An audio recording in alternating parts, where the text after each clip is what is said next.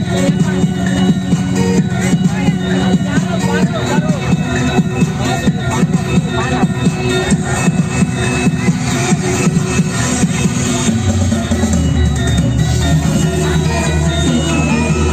12 IPS 1 membawakan tari kreasi Nusantara.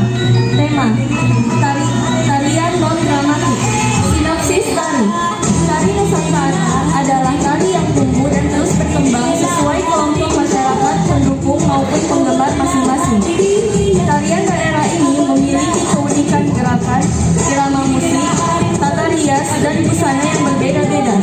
Tari kreasi Nusantara yang dibawakan oleh kelas 12 IPS 1 terdiri dari 3 tarian daerah dan gerakan kontemporer.